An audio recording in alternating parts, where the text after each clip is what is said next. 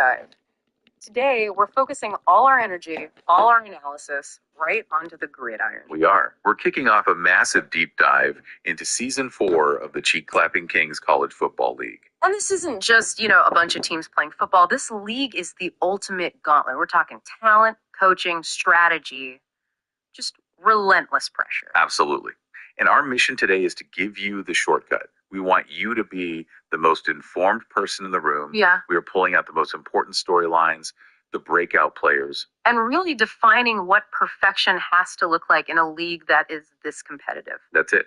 Because that's the real takeaway here, right? If you want a case study in handling high pressure situations, this is it. The CCKCFL. Yeah. I mean, the stakes this year are they're almost unbelievable. We're looking at 10 teams with serious, legitimate playoff hope. And only 12 spots to fight for.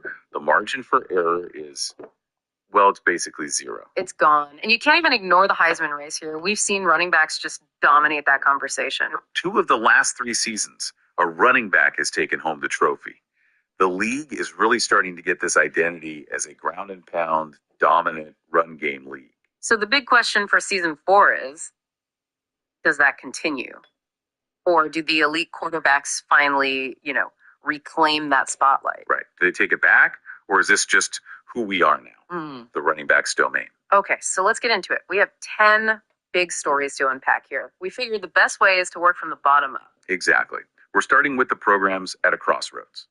The ones where the pressure is just immense. All the way up to the proven championship contenders. Yeah, we start at those inflection points. These are the programs where all the potential, the history, the recruits, the booster money, it's all hitting the hard reality of the win-loss column. So for these teams, the season isn't just about the playoff. No, not at all. It's about defining the next 5 years of their entire program. That sounds like the perfect place to start. Let's do it. The crossroads teams. High risk, high reward. We'll start in the ACC with the Louisville Cardinals and Coach Darrell. The air in Louisville's getting pretty thin. You can just feel the impatience. Well, they made the playoffs in year 1. That set the bar so high. It did. And now they've missed them 2 straight years since. And the talk around the program, it's been pretty public about Coach Darrell's rigid game plans and, crucially, his trouble adjusting in-game against the top teams. But this is where it gets exciting because it's the definition of a make-or-break year. Louisville boosters have opened the vault. Yeah, they're pouring money into the NIL pool. Maybe more than anyone in the league, outside of TCU. And that cash, it removes every single excuse Coach Darrell might have had about getting top talent. It completely forces his hand. When he promises to be a more modern football program, this is what that means. It's not just talk. It means a schematic revolution. So getting away from the old school power set. Exactly. Integrating RPOs, using the portal to get defensive playmakers right now. That NIL money is a mandate. It says win now. So this is it. He either proves he can adapt or he becomes history. That potential for a sudden aggressive turnaround makes them fascinating to watch this year. Peer pressure. Okay, let's move south. Another big program with a bit of an identity crisis. The Miami Hurricanes and Coach Mayer. The ultimate puzzle. The Jekyll and Hyde thing with them is so real. It is. They're coming off their best season yet, 9-4, but their only consistency is being inconsistent. They'll look like a top 5 team one week, totally dominant, and then turn around and lose to a team with 7 losses. It's maddening. And what's so fascinating is they have all the pieces. The history, the brand, the recruits, the uniforms.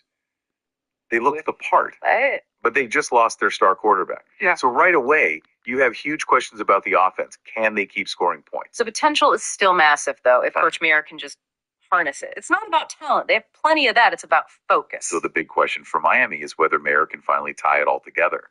And, maybe more importantly, can that defense finally take the leap it needs to? If they can just figure out which version of the team is showing up on Saturday, they become dangerous. Immediately. For them, it's about unlocking what's already in the building. Now, compare that to the Washington Huskies and Coach Sino. The late starts. We always hear about the Pacific Time Zone Challenge, but last year they really showed some flashes, some real life. They did. The problem was they couldn't sustain anything. They'd get stuck in these 2-game winning streaks. Right. Win 2, hit a wall, win 2 more, stall out. It kept them from ever really pushing into that top 15 conversation. But Coach Sino is building something. That roster is young, and it is brimming with speed. Just pure athleticism. So if they can turn that speed into execution, Exactly. If they can turn those frustrating 2-game walls into, say, 4 or 5-game winning streaks, this sleeping giant just, it suddenly wakes up. And becomes a real contender. Their story is all about that explosive potential. It is. Okay, so while Washington is chasing consistency, let's shift gears. Section 2. Teams that made big moves in the offseason and are now dealing with some interesting internal battles. These are the teams that were aggressive. They didn't wait around. They made things happen. And you have to start with the Florida State Seminoles and Coach Poe. I mean, everyone is saying they won the transfer portal this offseason. And they did. It was a huge critical victory for that program. You have to remember, they started the recruiting cycle ranked 117th. Which is a disaster for a program like FSU. A total disaster. But by using the portal so strategically, they flipped the whole narrative, finished in the top 30. It shows that Coach Poe is focused. It shows the brand is back. We know the defense is elite. That's not a question. But they have a killer schedule. So their playoff chances, they really just, they hang on the offense, right? Completely. It's all about points. Can those transfer portal guys, that injection of talent, get that offense to average, close to 30 points a game? If they can hit that number, their defense is good enough to carry them the rest of the way. FSU is the perfect example of how the portal isn't just for depth anymore. It's for an immediate strategic overhaul. They didn't just grab bodies, they plugged critical holes. Okay, now over to Kentucky and Coach Fun. This is a program that's just building, coming off the best season in school history. Finishing 13th is a massive accomplishment for them. You can feel the momentum. And that success gives them a powerful launching pad for this season. The defense is supposed to be fantastic. Oh, it should be. They're returning the defensive lineman of the year. The guy had 22 sacks last season. 22? That's an unreal number. It's a true difference maker. That's your foundation right there. They can win a rock fight against anyone. But the risk is all on the other side of the ball. They lost their best offensive player, Chris Johnson Jr. Yeah, and they're replacing him with a 5-star tight end, which is ambitious, but it totally changes the offense. The team's entire ceiling might just depend on whether a freshman is ready to step up immediately. And that uncertainty is amplified by that quarterback battle they've got brewing. Right, between Stone Cold Saunders and Cassius. Not veggies, Hagee. It's a huge battle of styles, of personalities. I gotta say, the marketing department is having a little too much fun with those names. They are. But seriously, whoever wins that job determines Kentucky's entire identity this year. Do they lean on the defense, or do they try to fly a little higher? That's a great storyline. Okay, let's go to the Florida Gators. Coach Willie. They survived what was called a hellish schedule just to make the playoffs last year. And that's a huge success. It builds a foundation under Coach Willie. The run game is rock solid, too. That's not going anywhere. But their playoff run ended with what was described as a lifeless performance. Yeah. That hard-nosed, clock-control football, it wins you regular season games. But it got exposed on the biggest stage. To win championships, you need to be able to stretch the field. You do. They need a major evolution in their passing game. The quarterback has to take a huge stride forward, and they've got to trust those athletes on the outside to just go win their matchups. If they can unlock that big play offense, the potential for them to be the dominant Florida school again it's right there. It's tantalizing. All right, let's move into our final group. These are the teams with real, genuine championship aspirations. The hurdles for them are often different. Right. They're more psychological, about focus, or just the high price of success. These teams don't lack talent. They lack perfection. And you have to start with the California Golden Bears and Coach Easy. I mean, coming off a conference title and a Heisman winner. Explosive offense, stifling defense. On paper, they should be celebrated as a national power, but they always feel like they're fighting for respect. And a lot of that struggle comes down to internal focus, doesn't it? The expectations are sky high, as they should be, but Coach Easy has had some costly lapses in judgment. Both in his life and on the field. And it raises that critical question. Can he maintain the discipline needed to win it all? The source material was blunt. It's about prioritizing winning on the field over winning in the bedroom. With that much talent, a lack of focus is their only real threat. It's the only thing that can stop them.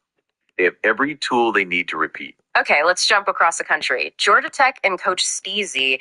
This is a team that has to be just burning with motivation. Oh, absolutely. They've watched that purple and black confetti drop, losing the championship 2 years in a row. They are desperate. They are motivated. And they're returning pretty much their whole core. Including one of the most dangerous QB-WR combos in the entire nation.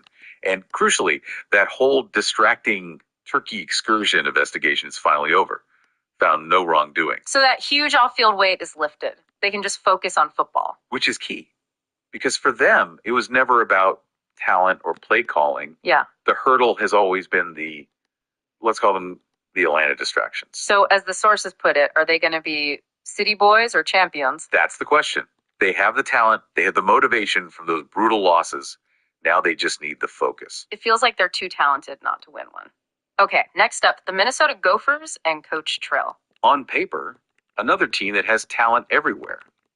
They should look and feel like a national title favorite. But there's a crisis point here, and it's their history. 2 straight semifinal losses. And both of them were to their rival, Penn State. That has to be a massive psychological block. And now, to make it worse, the core of that dominant defense they've had for 3 years, it's gone. So the margin for error on offense just disappeared. It's gone. Which makes the offense critically important. And that's where you have this 3-way quarterback battle. It brings up that old saying. If you have 3 quarterbacks, you have none. You have none. You need one leader. Mm-hmm. And Coach Trill has been publicly complaining about his QB play for years now. So the pressure on him is immense. It even raises the dramatic question. If the quarterback situation doesn't get fixed this year, could we see Coach Trill, switch jobs? Go be a defensive coordinator somewhere else? That level of uncertainty for a team with so much talent just creates so much drama. It feels like they're near a breaking point if they can't get over that semifinal hump. Which brings us to the final boss, the undisputed king, the TCU Horned Frogs and Coach Bam. Yeah, the rest of the league is just praying for bad luck. Or for TCU to take a long vacation. They start the year at number 1, and honestly, it doesn't even feel close. The dominance is just absolute. Best offense in the country, best recruiting class, period. And the talent isn't just there, it's being, quote, recycled and improved. And they return Heisman finalists at both quarterback and running back. It's almost unfair. Fort Worth is already planning the parade. There are no expectations that this team sees any drop in performance. They overwhelm you. So their biggest threat isn't on the schedule. No. The only real threat is internal. The question is complacency even possible? Or does Coach Bam just live for this relentless drive for perfection? So it's like, will boredom beat Bam before another team can? It sounds ridiculous. But when a team is this good for this long, the only thing that can really trip them up is themselves. That's the only question mark. So, after all that, what does this mean for you, the person trying to follow this league? This season is going to be an absolute dogfight. It is. When you pull all these stories together, from Louisville's desperation to TCU's dominance, one thing is clear. The league is too talented now. You can't survive with 3 losses and expect to make the playoffs anymore. That is the key takeaway. 10 teams with real playoff hopes for 12 spots. The teams that survive this, they won't just be the most talented. They'll be the smartest, the toughest, the most battle-tested. It's going to take perfection week in and week out. That's it. Talent gets you in the door. But it's the hyper-focused strategy, the mental toughness to avoid those self-inflicted wounds. Yeah. That's what wins a championship in this league. Which leads us to our final thought for you to chew on. Given that these teams need week in, week out perfection, which one of them will be the first to crack? Yeah, which specific team facing all that high risk and internal distraction like Miami's inconsistency, Coach Easy's lapses at Cal, or that psychological block in Minnesota, which one of them breaks under that immense pressure first? Fuck off.